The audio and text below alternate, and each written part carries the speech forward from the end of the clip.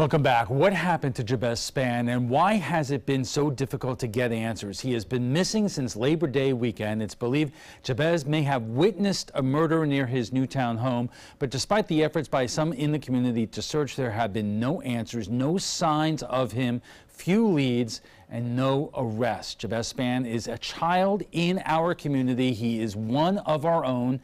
This isn't someone else's problem.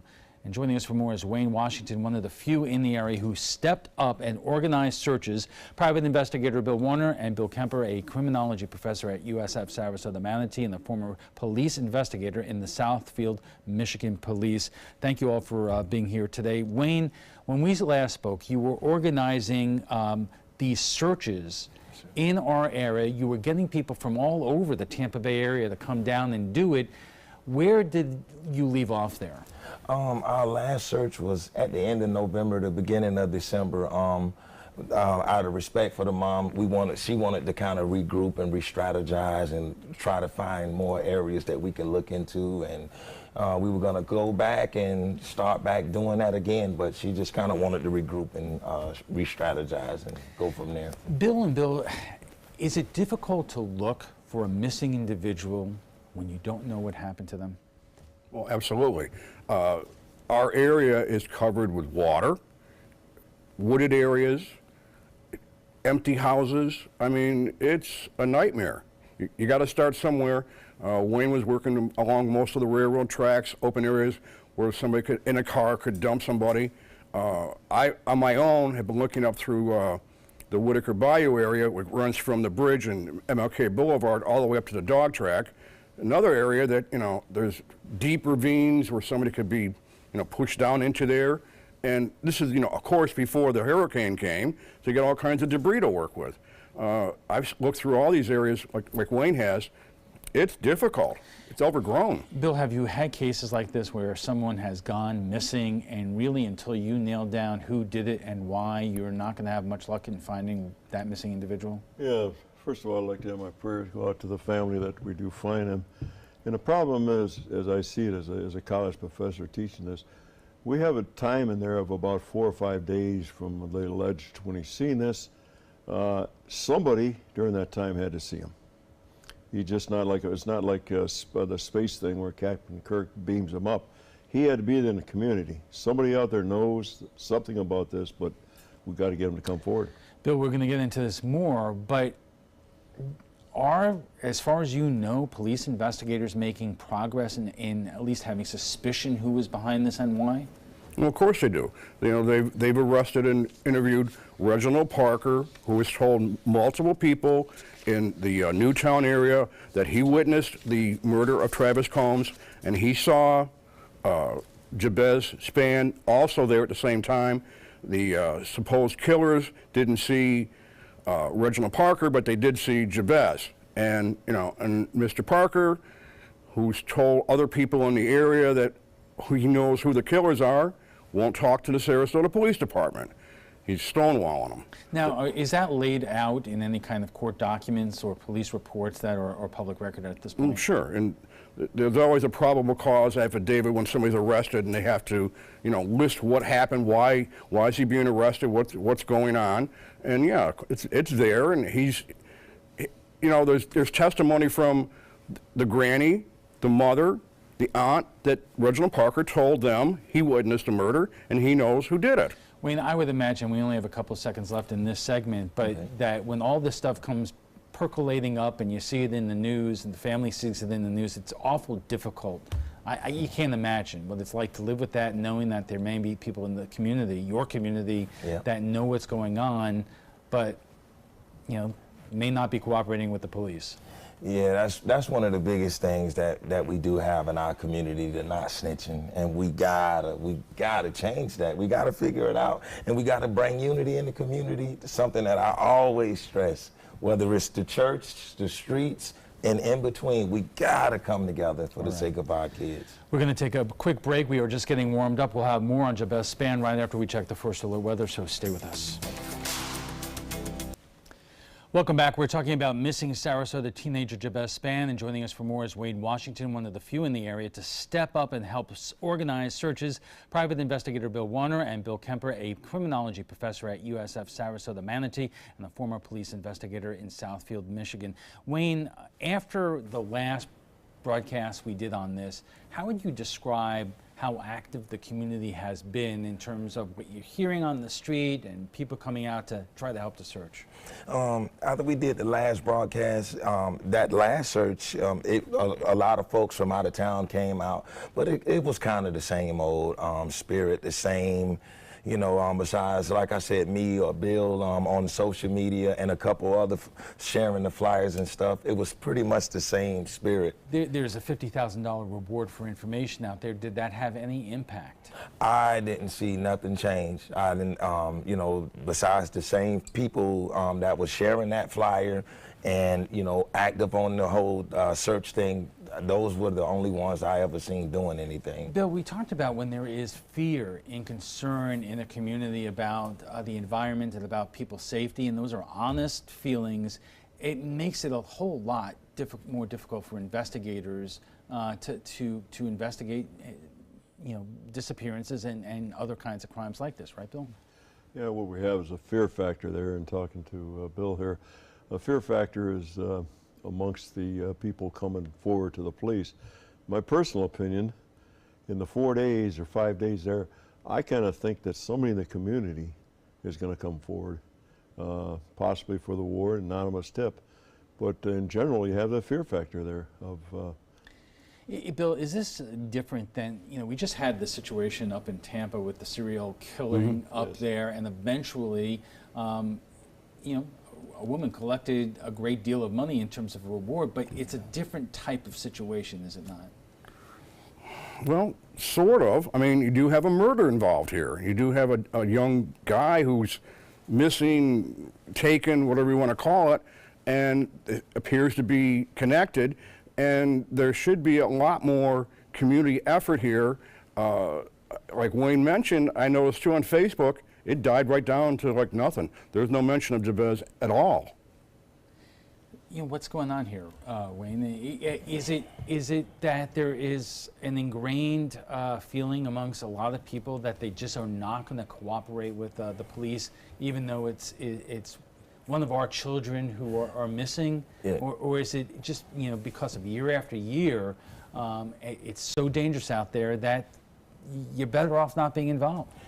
Man, like I said, the snitching is one of the biggest things. A lot of the rumors that go out in this in the community, the rumors are the biggest thing, because some of that stuff can be it's not true at all, but people will go and spread all kind of false information, and then that gets caught up into the searches and everything. And so that's what's been, that was one of the biggest things that was hurting the searches in the community. But I think now that time has kind of cleared up and stuff, if we get back out there, you know, I reach out to Tawana and, you know, see how she feels. I think that we can get that momentum back and really get out there and find her son. Bill, is this a situation, as you said earlier, where police may have an idea of about what happened, but they need a whole lot more to make a criminal case? Yeah, we've got a lot of he said, she said, hearsay evidence, which is not admissible in court. The police department needs an eyewitness, somebody to say, I know who did it, I know who shot Travis Combs, and willing to testify in court. You got to have this. And that's sometimes difficult to come by. That's the problem right now. Bill, how often does that happen with police departments, that you think that you have an idea of what may have happened, but you're dealing with a community that you're not getting a lot of information out of? How do you go about making a case? Well, I think the big thing, like Wayne had said, I think it lies in the community itself rather than the police department, where somebody in the community wants to come forward, take a chance, because it's a young man. I think the answer's in the community. Unfortunately, I would imagine this happens a lot in communities around the country, and is this an overgeneralization, but can you put a number in terms of how often, what percentage of cases you're able to actually solve eventually? If not now, then you know, in the months or years ahead? The big thing is if it's drug related or if there's the fear factor. If there's no fear factor there, the percent is very high, 80% possibly. But you take that 20% with that fear factor here, it's almost unsolvable. The people are not willing to come forward. Is it unusual to have a case like this where, I mean, you can't say it is a murder. We don't have a, you know, Jabez has not been found. You have a missing person, so you don't know exactly what happened and where they are at. Well, that's what you have right now, because no one will come forward and say, yes, we know who shot Travis Combs, and yes, we know that Jabez was taken by those people. Right, and you also obviously don't have any kind of physical evidence or forensic evidence for police to look at. Well, you have probably have a bullet. He was shot, so they probably have a bullet, so they probably at least know the caliber of the weapon. From another murder? No, they had the bullet from Travis. Right. Yeah, so they have that at least. So they have something to work with if they can find the weapon. Right. So, Wayne, you know, we heard from Jabez's mother in Dwayne's story, but how is this family doing right now? I know there is a lot going on, but I would imagine that despite everything that's going on, you still have a pit in your stomach that you know you have a boy here who is missing, and that never goes away. Oh man, I know the family, you know, mentally is probably just, you know, suffering, and I mean, I pray for them every night. You know, like you said, there's so much going on with this whole case and everything, but you know, I know that they just want to find Jabez. I know that they want to just find Jabez and get this resolved, and you know, it's very agonizing and stressful, not only for the family, but their friends and people that's involved with this situation. Are you frustrated that you have not gotten more help? I was real frustrated at first, but then what I did was just, you know, it's sad to say this, but you kind of adapt with the ways of people in the community. So, I mean, it's nothing that you can make, you know, anybody that live here do, so you just do what you can. But it was very frustrating because it's like, you know, this person doing this thing, I'm doing my thing. Instead of us all coming together for the common cause to find this little boy, let's put all our petty differences aside. You know, whether you doing this, whether I'm doing this, let's just find this boy for his mom and his family.